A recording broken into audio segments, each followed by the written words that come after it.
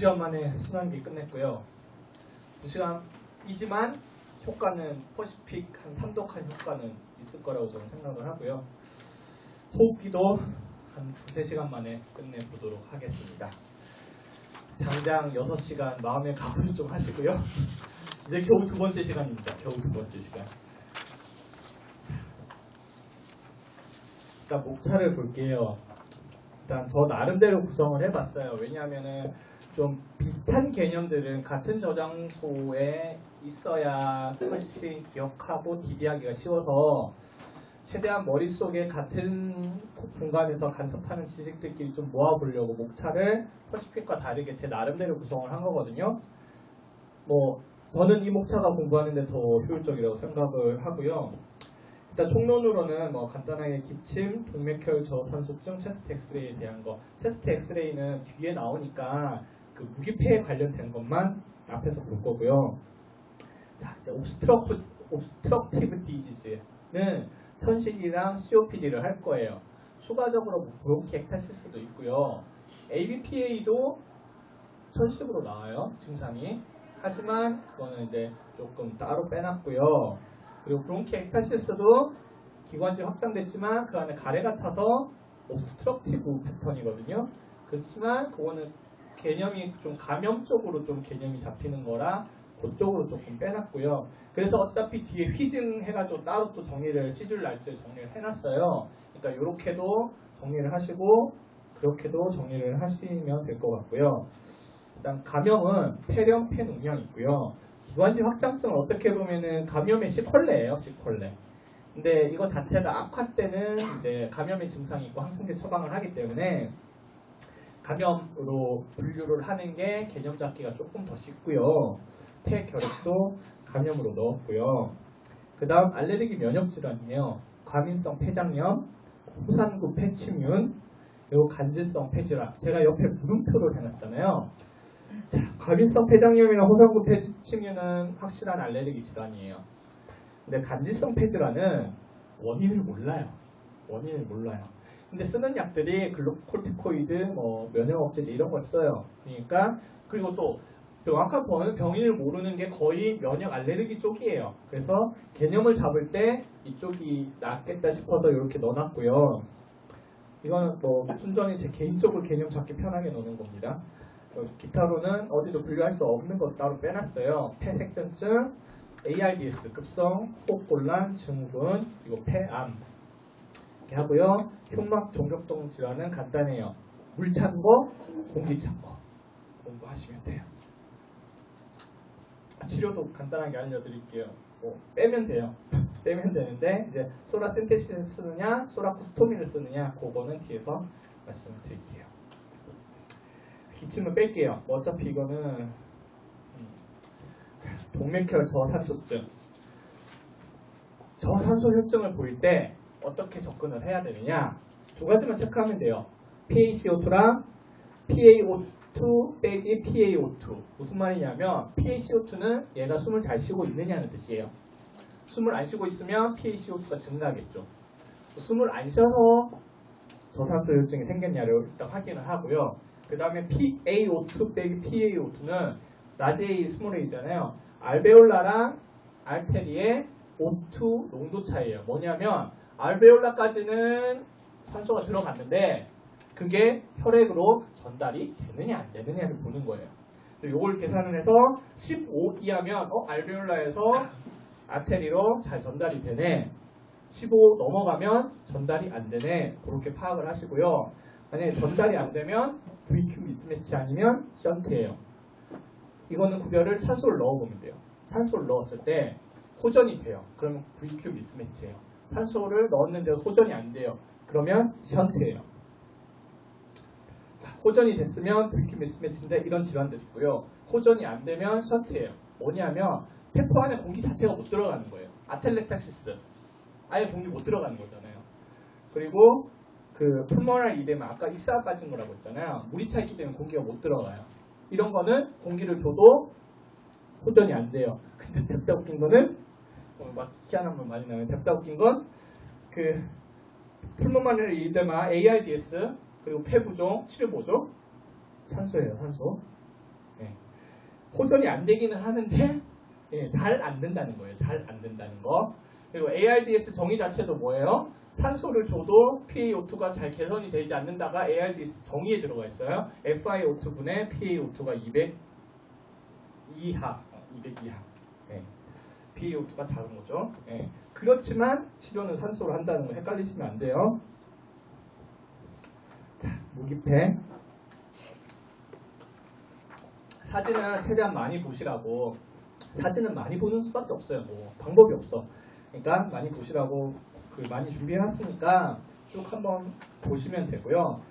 가장 전형적인 무기폐 소견이죠.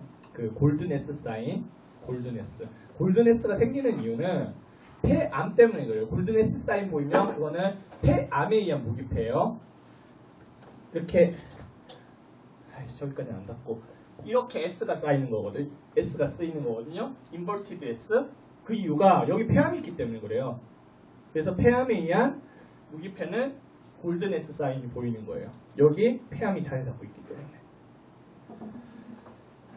이거를 옆에서 보면 요렇게 지금 보이나요? 이 화살표가 잘 안 보이죠? 안 보이는 거죠. 여기가 이제 무기폐 소견이고요. 위에 거 보면은 무기폐인지 잘 모르겠어요. 근데 옆에서 보면 이제 여기 이렇게 무기폐가 있는 거죠. 우중엽 때 이렇게 보인대요. 우리가 전형적인 이것만 알고 있는데 이럴 수도 있다라는 거 보여드리려고 가지고 온 거니까 뭐 솔직히 학생 때 이렇게까지 내겠냐 싶겠냐마는 그래도 한 번쯤 보는 게 나쁘지 않겠다 싶어서요. 여기도 저기 보면은 별로 그 음영 증가가 별로 없어요. 무기폐라고 상상이 잘 안 돼요. 그리고 여기서도 그렇게 잘 모르겠어요. 근데 이것도 무기폐 소견이래요. 이것도 저쪽 좌측 위죠. 좌측 위에 무기폐 소견 보이죠. 그리고 그 측면상도 이런 식으로 이렇게 있는 게 좌상엽 무기폐 때 이런 식으로 보인대요. 좌설구 무기폐. 저기 오히려 폐렴으로 보일 정도로 뭐 그렇게 전형적인 소견이 아니죠. 근데 좌설구 무기폐 때는 이런 식으로 보인대요. 이거는 더 대박이에요. 없어요. 여기 음영 증가 소견이 있는데 오히려 하행 동맥에 그냥 라인으로 보여요. 하행 대동맥의 라인. 근데 이것도 무기폐 소견이래요. 그냥 이렇게도 보일 수 있구나. 한번 보려고 본 거니까 전형적인 인버티드 S 사인만 좀 잘 봐주시고요. 천식 볼게요. 일단 천식은 일반적으로 알레르기 질환이에요. 일반적으로 알레르기 질환. 아토피가 천식을 발병시키는 가장 큰 단일 위험 인자예요. 근데 특이하게도 알레르기 질환에 대한 개인 병력도 없고 가족력도 없고 피부 반응 검사를 해도 음성이야. 혈청 IgE도 정상이야. 이런 경우를 특이 천식이라고 해요. 이디오싱크라틱 아스마죠. 그래서 비아토피 천식이라고 해요. 그래서 천식은 이렇게 크게 두 가지로 나눠요. 이거 안 중요한 것 같은데 야마 있어요. 국시 기출문제 있어요. 그래서 특이 천식의 네이절 폴립이 주로 관찰이 되고요. 아스피린 과민성도 특이 천식에 더 과민해요. 왜? 아스피린이라는 것 자체가 면역 물질을 이렇게 막는 거거든요. 프로스타글란딘 생성을 막는 역할을 하는 게 아스피린이에요. 그러니까 그 아스피린 자체에 대한 과민 반응을 하는 거죠. 그렇게 하시고요. 그래서 알레르기 천식은 당연히 아토피, 비염 이런 게 있는 거고, 그래서 두 개로 나눌 수 있다. 자, 천식 하면은 우리 딱 한 글자만 생각합시다. 가역성. 다 필요 없어요. 그냥 가역성이에요. 진단도 가역성으로 하고요. 치료도 가역적이기 때문에 그냥 브론코다일레이터 쓰면 돼요. 가역성이에요. 가역성. 천식, 가역성 개념을 꼭 잡고 계셔야 쉬워요. 왜? COPD 개념은 뭐? 비가역성이에요. 둘 다 옵스트럭티브 디지즈인데 천식은 가역성이고요. COPD는 비가역성이에요. 자, 천식 주소 쌕쌕거리고요. 가역적이기 때문에 그때그때 달라요. 4, 5월에 심해지고 감기나 한랭노출 시 악화되고 천식의 전형적인 증상이에요. 천식은 가역적이고 알레르기 질환이기 때문에 그리고 밤에 발작적인 호흡곤란 그리고 주기적인 발작의 병력 이거는 전형적인 천식 주소예요. 계속 증상이 바뀌는 거. 그래서 진단도 가역성으로 진단을 해요. 이게 증명이 안 되면 천식이 아니에요. 가역적이지 않으면 천식이 아니에요. 천식의 정의 자체가 가역적이에요. 그래서 기도폐쇄의 가역성을 증명을 하고요. 베타아고니스트 2번 흡입하고 FEV1이 12% 이상 증가하면 천식이에요. 근데 이건 이제 증상이 있을 때 베타아고니스트 쓰는 거고 증상이 없다. 정상이다. 그러면 이제 유발을 하는 거죠. 히스타민, 메타콜린, 찬 공기 유발 검사를 해서 FEV1이 20% 이상 감소하면 천식이에요. 어차피 위에 거든 아래 거든 가역성을 증명을 하는 거예요. 정상이면 비정상으로 만들어 보는 거고 비정상이면 정상으로 만들어 보는 거고. 자, 히스타민이 유발인자잖아요. 그럼 항히스타민제 안 쓰더라고요. 안 써. 그리고 알레르기 면역 질환에 제가 분류해 놓은 것 중에 뭐 과민성 폐장염 그리고 뭐 호상구 폐질환 이런 거 있잖아요. 항히스타민제 안 써요. 당연한 걸로 알고 계시지만 그래도 개념적으로 헷갈릴 수 있어서 한번 다시 정리를 했어요. 천식 치료. 자, 일단 응급 상황 치료부터 볼게요. 천식이 악화가 됐어요. 그래서 기임액이랑 부호흡근의 사용, 뭐 심한 이런 증상을 보이면 당연히 뭐 측정하고 감시를 하고요. 치료는 뭐 베타아고니스트 흡입하면 되고요. 산소 공급하면 되고요. IV 스테로이드 주면 돼요. 급성이니까. 유지 때는 흡입 스테로이드 쓰는 거고요. 급성일 때는 IV 스테로이드를 쓰는 거예요. 요것만 치료를 아시면 COPD도 해결이 돼요. COPD 비교해서 치료를 해놓을게요. 이래야 공부하기가 편해요. 자, COPD 치료는 천식 치료의 플러스 알파예요. 급성 치료도 플러스 알파고요. 유지 치료도 플러스 알파예요. 볼까요? COPD 급성 악화 치료는 똑같아요. 똑같은데 더 심해서 기계 호흡도 써요. 숨을 잘 못 쉬면 그 PaCO2가 45 이상을 증가하면 NIPPV, Non-Invasive Positive Pressure Air 벤틸레이션을 쓰는 거고요. 더 심하면 이제 삭관까지 하는 거죠. 그리고 항생제도 써요. 그리고 유지치료는 흡입하는 거 아시죠? 거기 스테로이드랑 베타아고니스트 섞여 있는 거예요. 흡입용 스테로이드랑 지속형 베타아고니스트를 쓰는데 COPD도 똑같아요. 플러스 금연이랑 저산소증 환자의 산소요법이 추가가 돼요. 결론적으로 큰 틀에서 COPD 치료랑 천식 치료는 같아요. 근데 COPD가 좀 더 심하기 때문에 추가하는 게 있어요. 근데 웃긴 거는 아까 말씀드렸죠. COPD는 비가역적이라서 베타아고니스트 이런 것들이 치료가 중심되는 치료가 아니에요. 중심되는 치료가 아니에요. 뒤에 다시 설명을 드릴 거예요. 근데 어차피 결론적인 치료는 같다. 이렇게 보시면 되고요. 자, COPD 정의 자체가 가역성을 보이지 않는 거예요. 가역성 보이면 그때는 천식이에요. 가역성을 보이지 않는 에어플로우 리미테이션 특성으로 하는 벽적 상태. 해리스는 정의로 이렇게 써 있어요. 그러니까 그냥 이게 COPD예요. 그래서 우리는 이제 이걸 알아두셔야 되는 거죠. FVC분의 FEV1이 70% 이하면 비가역적 기도폐쇄라 판단 가능하다고 기술이 되어 있어요. 그러면 다시 얘기해서 뭐죠?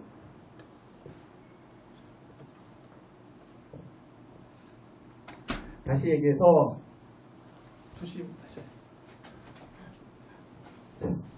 다시 얘기해서 COPD의 정의가 FVC분의 FEV1이 70% 이하면 이게 COPD의 정의예요.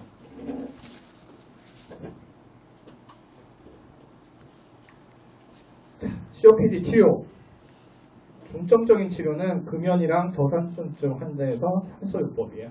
이 두 가지만이 자연 경과를 변화시킬 수 있는 유일한 치료라고 해리슨에 있는 그대로 써놨어요. 자연 경과를 변화시킬 수 있는 유일한 두 가지 치료는 이거다라고 해리슨에 적혀 있어요. COPD 치료는 이거예요. 근데 추가적으로 이제 좀 약하긴 하지만 기관지 확장제의 반응은 덜하겠죠. 천식보다는.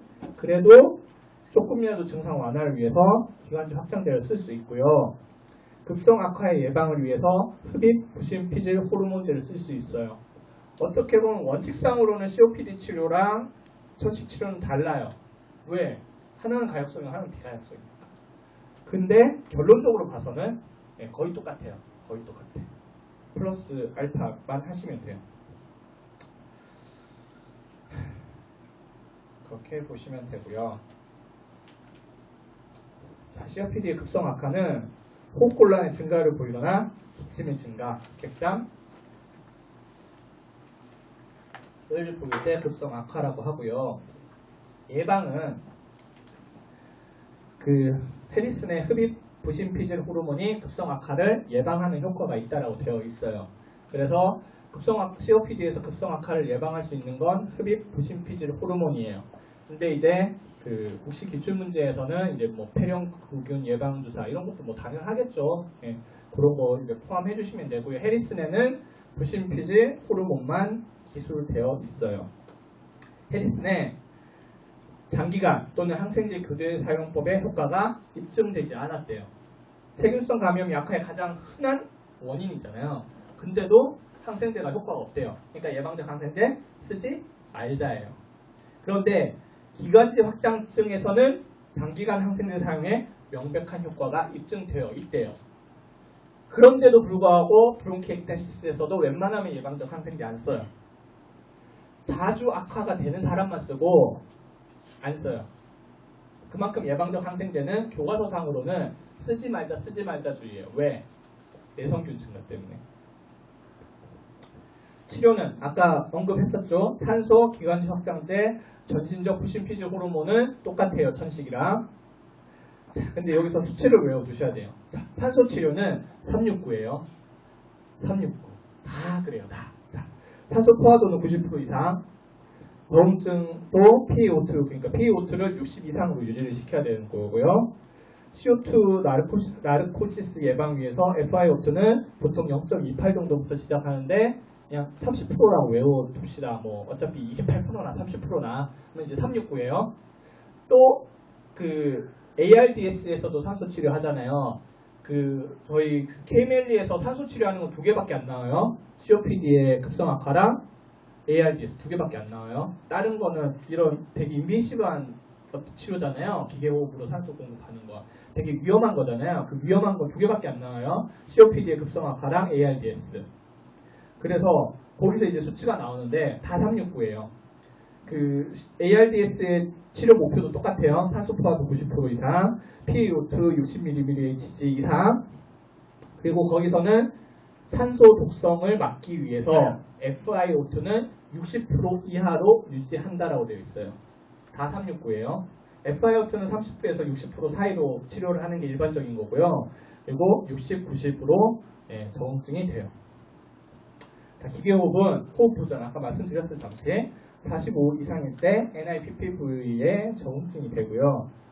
이거보다 더 심하다 그러면 이제 기관 삭관을 해야 되죠. 기관지 확장제, 흡입 베타고니스트, 항콜린제 쓸 수 있고요. 그리고 전신적 부신 피질 호르몬제 쓸 수 있고요. 그리고 항생제.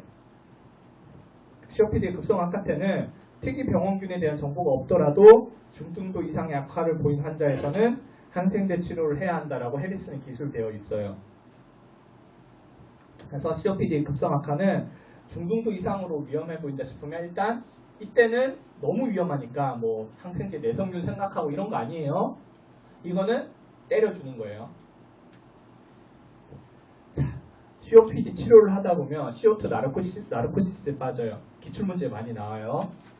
왜 나오냐? 왜 CO2 나르코시스에 빠지냐면 COPD는 이미 CO2 증가에 대해서 적응이 되어 있어요. 그래서 CO2가 아무리 올라갔어도 반응을 안 해요. 대신 하이폭세미아에 반응을 하는 거예요. 하이폭세미아 빠졌을 때 호흡하자라는 신호로 받아들여요. 근데 산소 공급을 했잖아요. 산소가 정상이 돼버렸네? 숨 쉬지 말자. 해서 숨을 안 쉬는 거예요. 그래서 CO2가 계속 증가하는 거예요. 그게 CO2 나르코시스예요. 자, 그러면 잘못 생각하면 산소 안 주면 되겠네. 지금 우리는 숨 안 쉬는 게 문제가 아니라 산소가 브레인에 공급되느냐 안 되느냐의 문제예요. 그렇기 때문에 산소 공급 준다는 절대 안 돼요. 대신 숨을 안 쉬고 있는 거니까 숨 쉬게 해주면 되잖아요. 안 위험하면 NIPPV로 하이퍼벤틸레이션 시키면 돼요. O2 농도 줄이고 NIPPV로 하이퍼벤틸레이션 시키면 돼요. 그럼 해결됐잖아요. 숨 안 쉬는 거니까 숨쉬게 억지로 숨쉬게 해주는 거고요.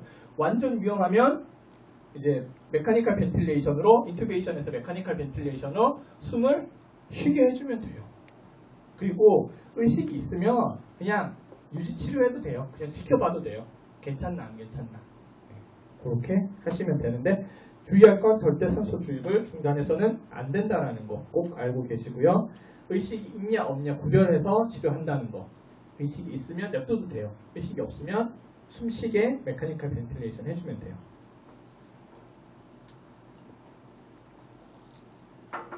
감염 볼게요. 자, 폐렴. 당연히 뭐 고열, 오한, 근육통, 화농성 가래. 요번에 그 군의관이 이거 놓쳤잖아요. 뭐 여러분들은 혹시 이제 나중에 군의관 가시면 실수하지 않게. 근데 거기서 CT도 찍긴 했다더라고요. 어쨌든 왜 그 얘기를 하냐면 여기 체스트 엑스레이 있죠. 진찰 소견만으로 폐렴 진단은 민감도랑 특이도가 낮아요. 그래서 폐렴에 의심되면 꼭 체스트 엑스레이를 찍으라고 해리슨에 명기되어 있어요.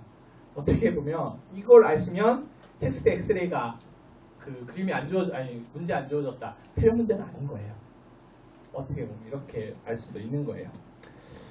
그래서 이렇게 보시면 되고요. 그러니까 체스트 엑스레이 소견을 잘 아셔야겠죠. 잘 아셔야겠어요. 우중엽에 폐렴이 생겼을 때는 이렇게 생긴대요. 그리고 여기 측면에서 봤을 때 이렇게 생겨요. 아까 무기폐에서도 비슷한 거 있었어요. 근데 그거는 얍실했어요. 이렇게 크면 폐렴 소견이고요. 얍실하면 무기폐 소견이에요. 그러니까 많이 볼 수밖에 없어요. 체스트 엑스레이는. 그리고 뭐 이렇게 브론코 에어그램 측으로 이렇게 헤지니스 보이고, 이거는 우상엽의 이제 메이저 피셔, 마이너 피셔, 메이저 피셔죠. 메이저 피셔 이렇게 쌓여 있는 거고요. 그리고 이것도 폐렴 소견인데, 여기 특이적인 게 있죠. 에어 플리드 레벨 있어요. 여기 폐 농양이 합병된 거예요. 폐렴에. 요거 찾아내기 쉽지도 않아요. 근데 혈관 음영을 잘 생각을 하셔야 돼요. 혈관 음영은 혈관 음영이 이렇게 연결이 되어 있다고 해서 혈관 음영이 아니라 가면 갈수록 페리페랄로 가면 갈수록 혈관 음영이 사라져야 돼요. 가면 갈수록 늘어졌잖아요. 이거는 비정상적인 소견이에요. 폐렴 소견이에요. 폐렴이 이렇게도 나타날 수 있어요. 자, 그럼 폐렴 치료. 뭐 당연히 항생제 치료하면 되겠죠. 항생제 치료를 하는데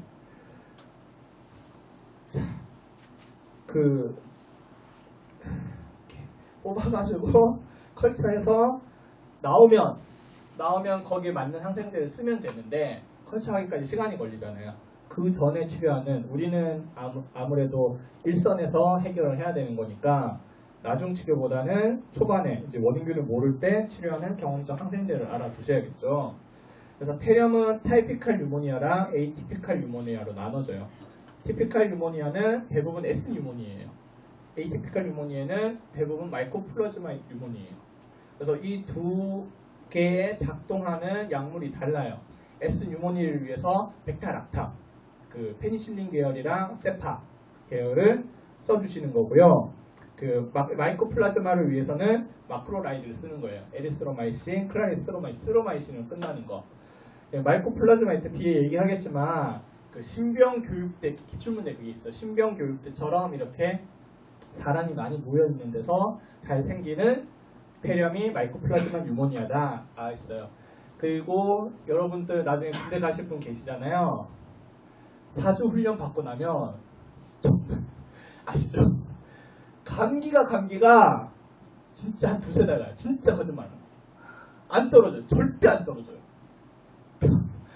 모든 사람이 다 걸려서 나오는데 감기가 안 떨어져요. 진짜 하나같이 다 걸려서 나오는데 그래가지고 이제 진짜 어줍잖은 지식이잖아요. 공부이들 뭐 한다고 모여가지고 신병 교육들 마이코플라즈마니까 일반적으로 병원 가면은 이런 마크로라이드 계열 항생제 안 주거든요. 그러니까 우리끼리 이거 마이크로플라즈마라서 다른 항생제 쓰니까 안 낫는 거라고 우리끼리 얘기해가지고 막 항생 그 마크로라이드 항생제 처방받고 그랬어요. 먹었는데 그래도 효과 없더라고요. 제가 보기엔 군에 있는 균은 정말 슈퍼박테리아. 진짜 갔다 오신 분은 알아요. 저도 그 얘기를 워낙 많이 들어서 몇 달 동안 힘들잖아요. 안 걸리려고 진짜 노력했거든요. 진짜 조심하고 진짜 조심했는데 100%다 걸려요. 신기하게 저는 그 군에 있을 때는 괜찮았어요. 나 괜찮다. 나왔는데 증상이 생기고 막 그랬는데 그래서 마크로라이드는 그렇게 좀 아시면 되고요. 근데 약국에서 저 약 받을 때 좀 민망하긴 했어요. 또 이런 마크로라이드 계열 항생제가 성병에도 쓰이는 약물이거든요. 이상하게 보실까봐 좀 걱정을 했었는데 뭐 이런 얘기를 들으는 이유는 조금 더 기억하시기 쉬우실까봐 저는 그렇게 기억하니까 쉽더라고요. 그렇게 기억을 하시고요. 그리고 그렇게 두 개 한꺼번에 써도 되고요. 뉴플로로키노는 단독 치료해도 두 개 다 커버가 된대요. 마이코플라즈마 뉴모니아 에이티피칼이에요. 주소는 뭐 정말 비특이적이에요. 두통, 피버, 마른 기침, 신병 교육대 입소 이게 있어요. 기출문제. 그리고 다형 홍반 공부하셨으니까 아시죠? 다형 홍반이 마이코플라즈마 뉴모니아의 특이적인 증상이죠. 이것도 기출문제 있어요. 진단은 가래에 그람 염색을 했을 때 세균이 없어요. 마이코플라즈마는 아마 그 세균벽이 없어요. 그래서 세균벽에 작용하는 항생제는 못 쓰는 거예요. 그래서 세균이 검사는 안 됐는데 백혈구는 다수 검출이 된 거예요. 이러면 마이코플라즈마 뉴모니아를 의심을 하시면 돼요. 그리고 특이적인 검사죠. 할렌 응집 검사에서 1:32 이상이 보이면 그때는 마이코플라즈마 뉴모니아를 생각을 하시면 되고요. 치료는 아까 말씀을 드렸어요. 피카리닌 뉴모니아. 이건 우리는 안 걸리는 거예요. 면역 억제자들 에서만 걸리는 거예요. 그러니까 면역 억제자에서 폐렴 소견 나오면 이쪽으로 잡으시면 되고요. 기관지 폐포 세척약 검사에서 메스나민 실버 염색 포지티브면 피카린이고요. 항생제는 박테림을 쓰시면 돼요. 이것도 쉬워요. 만취된 상태로 구토하고 의식 잃고 쓰러졌는데 깃당 호콜라 고열 있으면 진단은 박테리아 아스피레이션 뉴모니아라고 진단 내리시면 돼요. 별거 아닌데 써놓은 이유는 기출문제 있어요. 폐농약, 발열, 화농성 객담 비특이적이죠. 그래서 폐 쪽은 영상적인 게 중요해요. 영상이 있어야만 그 진단이 되는 것들이 꽤 있어요. 그래서 테스트 엑스레이상 에어플리드 레벨을 보면 폐농약이고요. 자, 여기서 농양 치료를 정리를 할게요. 농양 치료는 다 드레이니지예요. 빼줘야 돼요. 유일한 예외는 폐농약이에요. 근데 단 KMLE 상에서 왜냐하면 제가 아는 거는 KMLE 문제집에 있는 농약만 알기 때문에 그 이외의 농약은 어떻게 처리하는지 모르기 때문에 그러니까 학생 수준에서는 모든 농약은 드레이니지다. 근데 폐농약만 좀 특이적이다.